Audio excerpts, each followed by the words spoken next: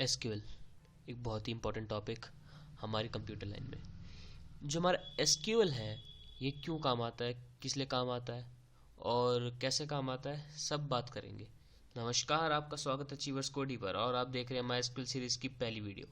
तो जो अब तक हमारी हो चुकी है वो HTML और CSS की पुरानी वीडियोस, और उसको आप हमारे चैनल पर जाकर देख सकते हैं। चैनल को लाइक करें, शेयर करें, कमेंट करें और सब्सक्राइब भी करें, और डिस्क्रिप्शन में जाकर हमारा लिंक से हमारा ऐप डाउनलोड करें और हमारा अपडेट्स आपको मिलते रहेंगी। तो उस पर आप देख सकते हैं कि कौन सी वीडियो आने वाली है और पुरानी वीडियोस को भी आप देख सकते हैं। तो गाइज चलिए एसक्यूएल के बारे में बात करते हैं।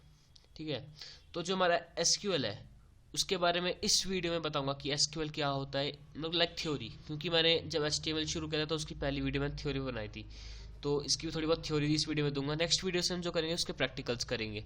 ठीक है, तो चलिए।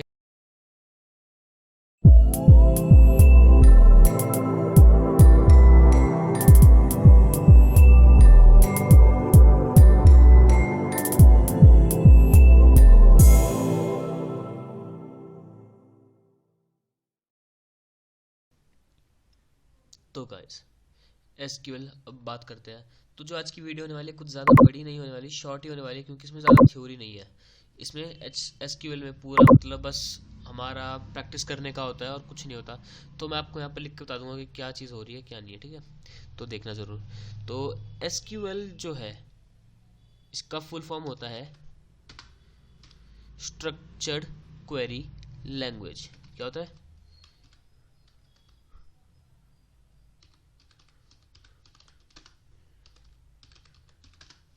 Structured query language. ओके, अब जो एसक्यूएल है, ठीक है, ये किस लिए काम आता है? अब ये हमारा काम आता है हमारा मतलब डेटाबेसेस बनाने में, ठीक है। अब आप सोच रहे होंगे कि भाई डेटाबेस क्या होता है, डेटाबेस क्या होता है? तो मैं आपको बता दूं कि जो डेटाबेस होता है हमारा एक ऐसा बेस होता है, एक ऐसा कलेक्शन होता है इंफॉर्मेशन का, एक डेटा का। तो जैसे कि आप जानते हैं कि लाइक इंस्टाग्राम में वो अपना हम फोटोज अपलोड करते हैं तो अपना डेटाबेस बना के रखते हैं कि उनमें जिसमें उनकी सारी इन्फॉर्मेशन स्टोर रहती है। तो डेटाबेस एक वही होता है जिसमें सारी इन्फॉर्मेशन स्टोर होती है। अब जैसे स्कूल के बारे में बात करें तो एक क्लास को ले लो, फॉर एग्जांपल एक क्लास ले लो जिसमें 30 स्टूडेंट्स हैं, अलग अलग बच्चे हैं, उनकी क्लास है, उनके रोल नंबर है, एड्रेस है, सब कुछ है, उनके बारे में इन्फॉर्मेशन है, डेटा है। तो वो जो चीज़ है कलेक्शन उनका, वो है डेटाबेस, ओके। अब क्या होता है? अब इसी के आगे जब हम बढ़ते हैं तो एक आता है रिलेशनल डेटाबेस। अब रिलेशनल डेटाबेस क्या है? डेटाबेस तो पढ़ लिया, रिलेशनल डेटाबेस क्या है? देखो भाई, रिलेशनल डेटाबेस का मतलब है वो डेटाबेस जो टेबल के फॉर्म में हो, जो रोज और कॉलम्स को मिलकर बनाओ। जैसे हमारा एक्सेल हो गया, ये एक रिलेशनल डेटाबेस है। ओके, ठीक है भाई। अब जो हमारा रिलेशनल डेटाबेस है उसके अंदर आपको मैं एक चीज़ बता दूं कि जो कॉलम्स और रोज होते हैं, उनका दूसरा नाम भी होता है। ठीक है, अब जो हमारे कॉलम्स होते हैं इनको बोलते हैं हम एट्रीब्यूट्स या टपल्स। एट्रीब्यूट्स या tuples, oh sorry attributes, sorry fields,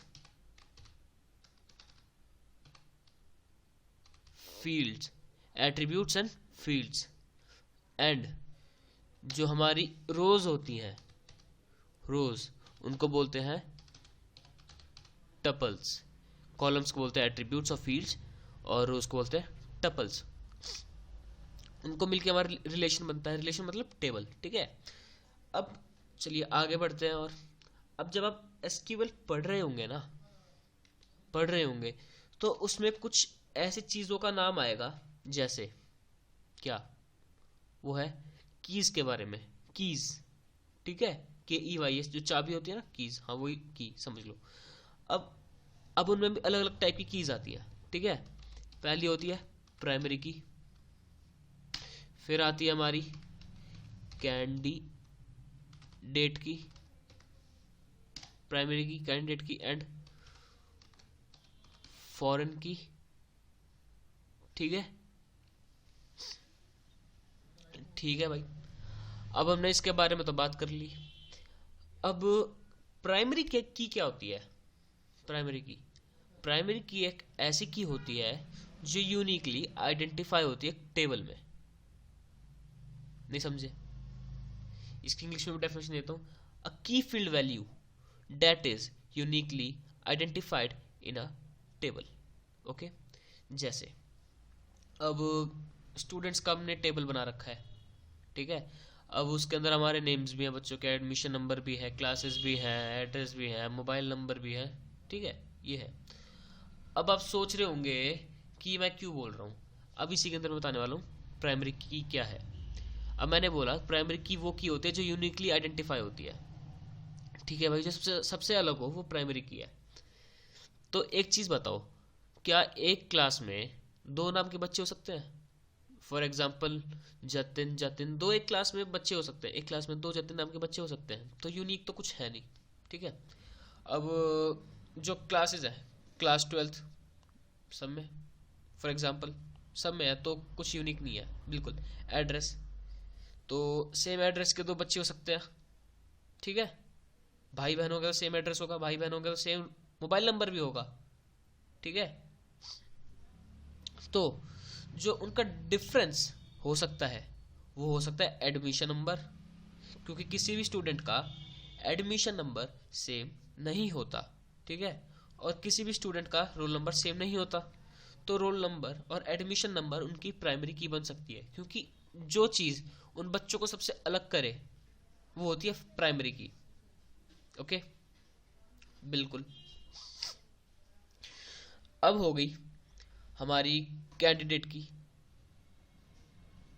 ठीक है, बिल्कुल। कैंडिडेट की क्या होती है?